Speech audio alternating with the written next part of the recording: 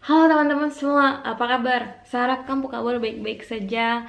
Saya punya kabar juga baik-baik. Saya mau bilang terima kasih ke teman-teman semua. Kamu sudah nonton saya punya video yang sebelum ini tentang Mambesak. Dan saya lihat banyak sekali yang share saya punya video. Saya berterima kasih untuk teman-teman yang mau bantu saya untuk kebagikan videonya dan mau dukung saya terus. Hal itu bikin saya semangat untuk bikin video lagi. Nah, di Sapu video kali ini saya akan bahas sebagian kecil dari Sapu skripsi. Saya akan pikir tuh kayak saya harus buat apa begitu, maksudnya konten seperti apa. Karena sebenarnya channel ini kan intinya mau analisis film dan lagu dan seni, atau mungkin kalau ada konsep-konsep yang sama bagi akan saya bagikan. Itu intinya. Cuman apa ya? Ayo pokoknya itu sudah. Jadi makanya kali ini tuh saya berpikir bagaimana bisa bagi ke teman-teman saya skripsi, tapi saya tidak akan ceritakan dari bab 1 sampai bab terakhir, tidak. Saya hanya akan ambil bagian per bagian untuk saya bagi ke teman-teman lewat Sapo channel ini. Dan kalau kamu mau baca lebih lengkapnya, itu hak ciptanya ada di Sapo Kampus.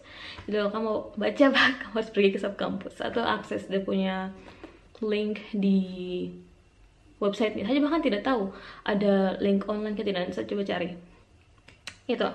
Jadi kan sekarang tuh lagi marak dengan kasus rasisme yang terjadi di US sama yang dialami oleh George Floyd. Nah, muncullah gerakan BLM, Black Lives Matter, dan banyak orang yang menggunakan momentum ini untuk menceritakan atau memberitahukan bahwa ketidakadilan yang dialami oleh George Floyd juga dialami oleh beberapa orang atau dialami di berbagai tempat, salah satunya di Papua. Jadi mulai banyak orang, makanya muncullah Black Lives Matter, tapi juga ada Papua Lives Matter, dan ada di mana-mana, di Instagram, di Twitter, di Facebook, saya lihat semua ada.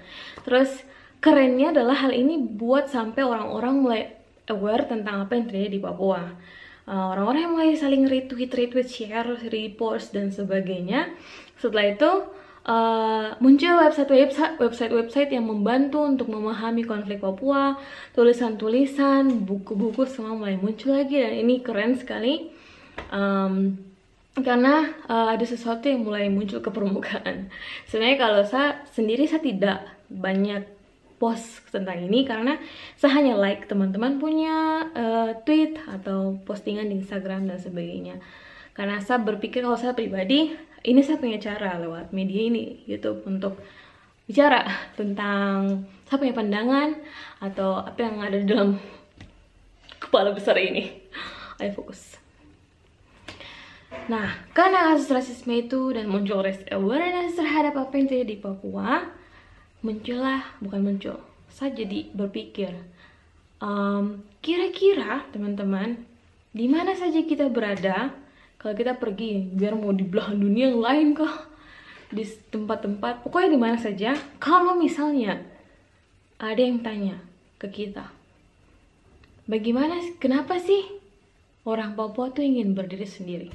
Kenapa sih ada konflik di Papua? Nah, teman-teman mau jawab seperti bagaimana?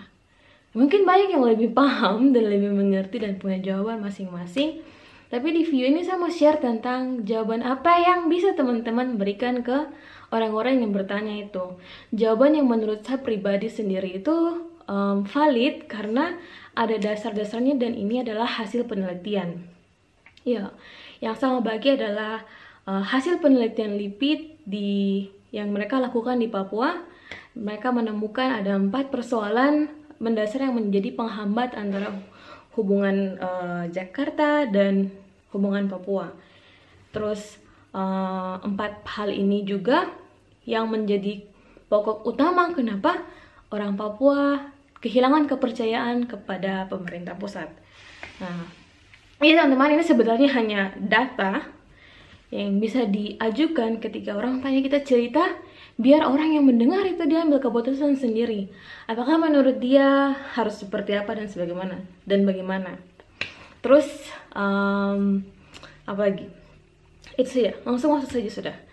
Yang pertama, alasan atau 4 persoalan yang ditemukan LIPI yang ada di Papua. Yang pertama itu masih ada perbedaan pemahaman sejarah integrasi dan status politik Papua. Jadi Kalau teman-teman cari mungkin kebanyakan di internet sejarah Papua bergabung dengan Indonesia itu cuman kayak setengah, kayak cuman Papua memutuskan bergabung dengan Indonesia. Tidak ada yang menceritakan kenapa dari kerajaan Belanda, bagian dari kerajaan Belanda ini akhirnya masuk jadi bagian NKRI. Itu hilang, jadi ada gap yang membuat orang-orang bertanya-tanya, apa? Jadi orang Papua minta, ayo pemerintah kasih tahu dengan jelas kenapa, alasan, sejarahnya, supaya kami bisa mengerti juga. Ya, tapi karena kalau coba teman-teman cari ya susah, tidak ada satu buku spesifik yang bahas, tidak ada satu website yang bahas kejadian H-1 atau 1 minggu sebelum PPRA misalnya. Atau apa yang terjadi di ruang tempat pengambilan keputusan yang memutuskan pemerintah Indonesia mau menganggap orang Papua bagian dari Indonesia. Itu yang pertama, ada perbedaan pemahaman sejarah. Yang kedua, masih terjadi kekerasan politik dan pelanggaran HAM. Nah, ini mulai dari dulu, sejak sebelum PPRA, setelah PPRA, banyak sekali pelanggaran HAM yang terjadi. Yang dilakukan lewat operasi tumpas, operasi sebagainya, pelanggaran HAM, terus Abi berdarah, Manokwari Wasyur berdarah, Wamena berdarah, Paniai berdarah, itu sudah teman-teman kalau dilihat sangat banyak sekali.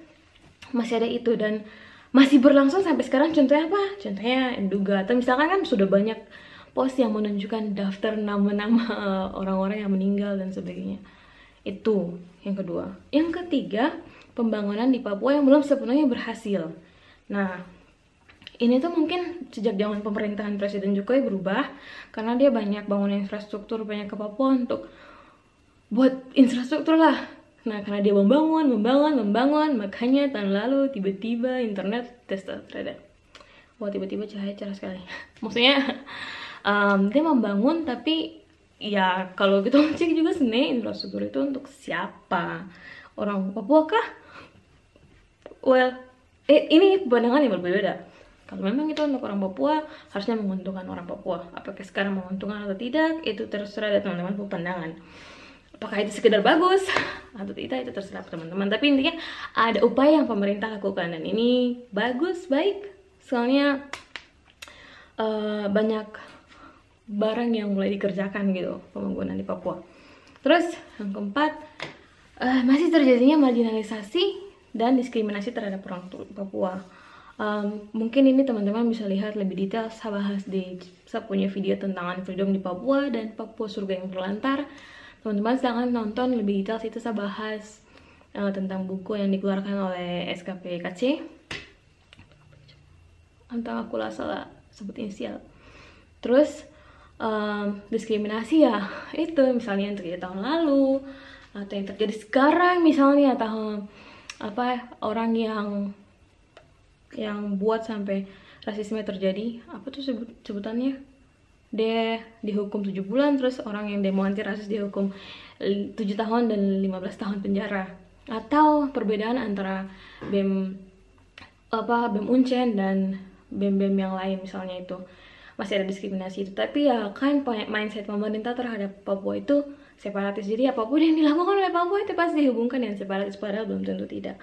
Nah, 4 hal inilah yang menjadi persoalan antara hubungan Papua dan Indonesia. Jadi kalau orang-orang tanya, Kam, kenapa, atau Ade, misalnya naik Gojek, Neng, kenapa Neng itu Papua mau berdiri sendiri, kan udah bagus tuh sama Indonesia misalnya. Saya bisa jawab, gini Pak, soalnya ada 4 persoalan ini. Yang pertama, yang kedua, yang ketiga, yang keempat. Nah, kalau 4 persoalan ini belum mau diselesaikan atau belum selesai sepenuhnya sama pemerintah, orang Papua akan terus kehilangan. Jadi sebenarnya yang saya sediakan sekarang itu data. Ini hasil penelitian. Keputusan atau pandangan pribadi itu terserah teman-teman. Teman-teman mau memilih kayak, oke, sebaiknya harus ada dialog antara pemerintah dan Papua bahas 4 ini. Apakah pemerintah setuju untuk selesaikan 4 ini atau tidak? Atau teman-teman kayak, ya mungkin punya pandangan pribadi masing-masing terkait ini. Tapi saya rasa 4 hal ini cukup untuk bantu kita menjawab setiap pertanyaan kalau ada orang luar yang penasaran tentang isu Papua dan mau tanya tentang kenapa Papua ingin merdeka atau ingin berdiri sendiri. Kenapa Papua ingin berdiri sendiri? Teman-teman bisa jawab dengan menurut penelitian LIPI ada 4 persoalan ini. Itu saja sih teman-teman. Terima kasih kamu sudah nonton dari awal sampai akhir. Saya awalnya pikir mungkin saya bisa bikin video yang cuma 5 menit atau 6 menit. Ternyata sekarang sudah lama sekali. Jadi itu saja guys. Terima kasih banyak sudah nonton. Bantu saya untuk share lagi. Dan kalau kamu belum subscribe saya, please subscribe saya. Sedikit lagi 1000. Supaya channel ini berkembang. Terima kasih kamu. Sampai ketemu di video selanjutnya. Dadah. Oh iya, sampai maaf karena saya terlambat upload sehari. Dadah.